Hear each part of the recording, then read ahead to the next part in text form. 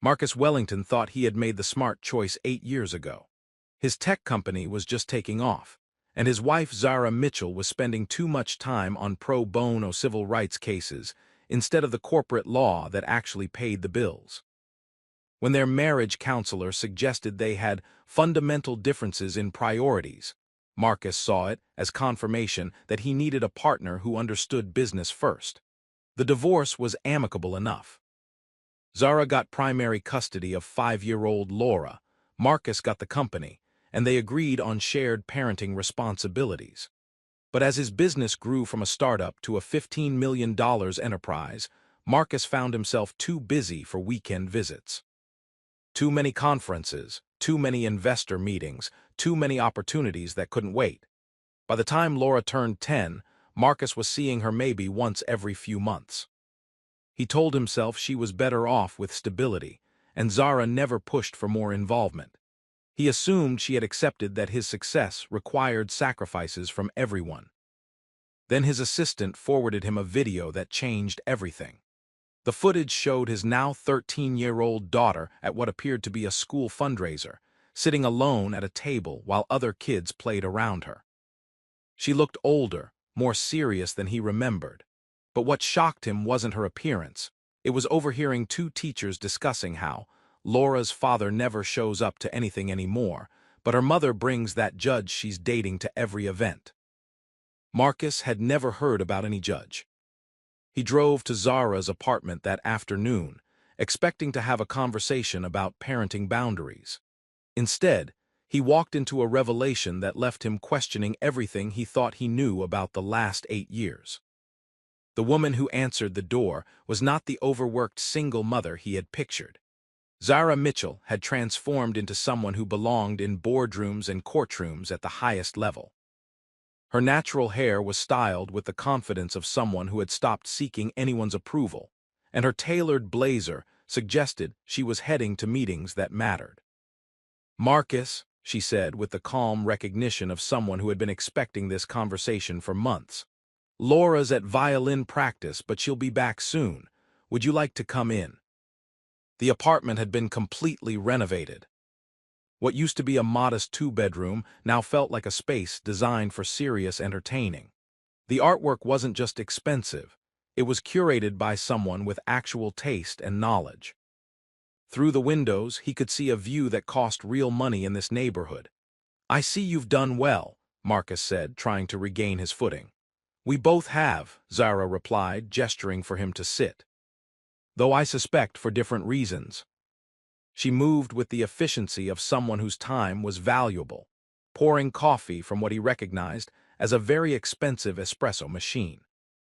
Everything in the space spoke of success, but more than that, it spoke of belonging somewhere he no longer did. "I heard Laura mention you're seeing someone," Marcus said, hating how the word sounded like an accusation. "David Chen. He's a federal appellate judge." Zara's voice carried no defensiveness, just fact.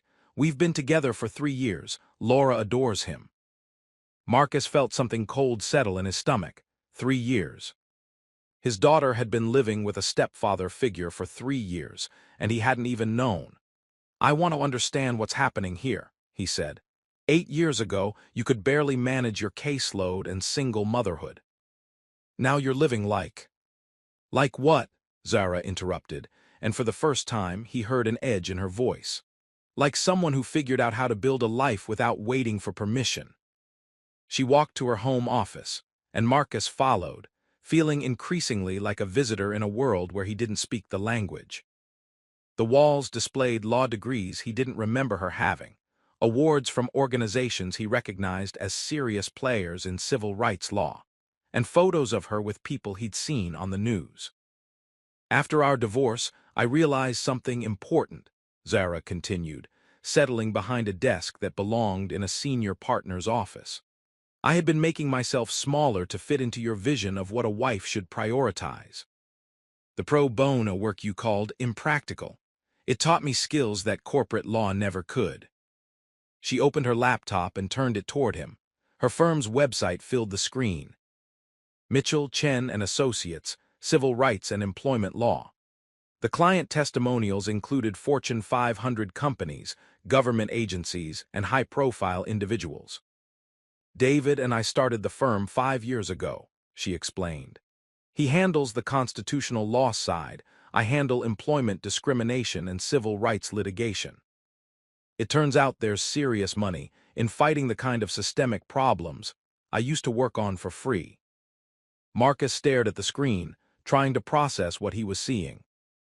This wasn't just success. This was the kind of legal practice that shaped policy and made headlines. "The cases I used to take without pay taught me how discrimination actually works in corporate environments," Zara continued.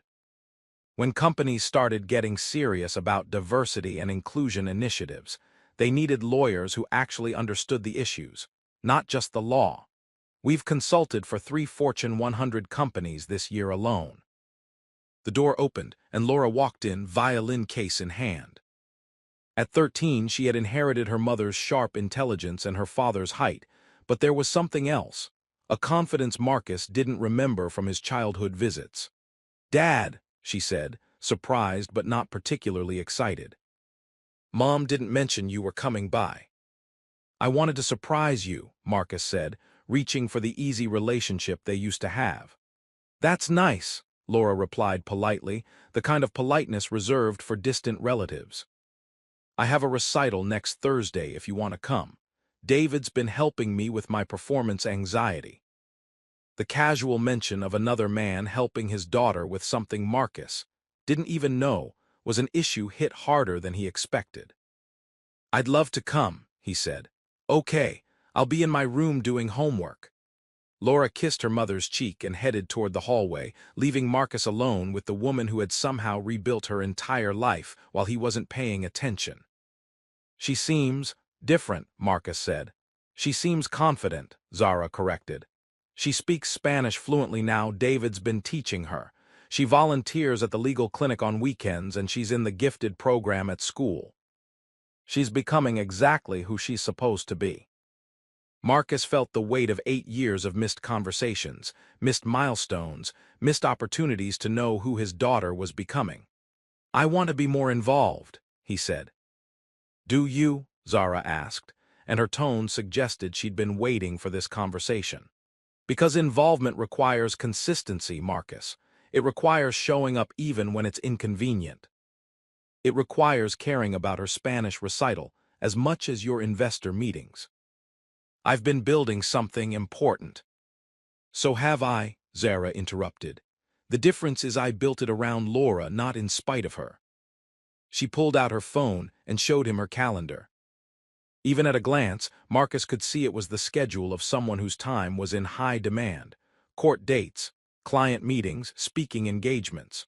But scattered throughout were violin lessons, parent-teacher conferences, and something called Laura and David hiking. "You want to know the real irony?"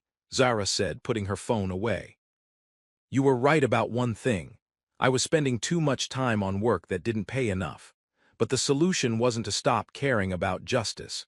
It was to figure out how to make justice profitable." Marcus looked around the apartment again, seeing it differently now.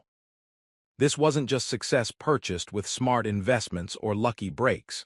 This was the result of someone who had taken everything he'd criticized about her and turned it into her greatest strength. "The judge," Marcus said. "How did you meet him?"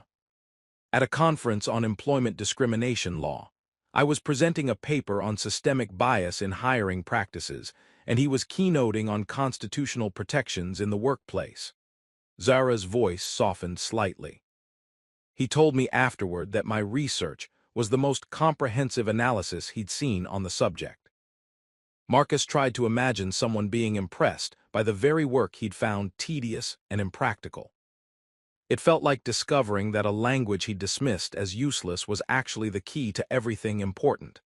"He values what you do," Marcus said, and it wasn't really a question. "He values who I am," Zara corrected. "The intensity you found exhausting, he finds inspiring. The cases you thought were distractions, he sees as the most important work either of us does." The front door opened, and a man entered with the comfortable familiarity of someone who belonged there. David Chen was older than Marcus had imagined, probably early 50s, with the kind of quiet authority that came from decades of making decisions that mattered. "You must be Marcus," he said, extending his hand with genuine warmth. "Laura's told me a lot about you." The handshake was firm but not aggressive, the greeting of someone who had nothing to prove. Marcus found himself studying the man who had stepped into the space he'd abandoned, looking for flaws or reasons to dislike him. Instead, he saw someone who clearly adored both Zara and Laura, and more importantly, someone they both adored in return. "David, Marcus was just asking about Laura's recital next week," Zara said. "She's been working on a piece by Jesse Montgomery, a contemporary composer who writes about the African-American experience," David explained with the enthusiasm of someone who had been listening to practice sessions for months. "Laura chose it herself because she wanted to perform something that reflected her heritage."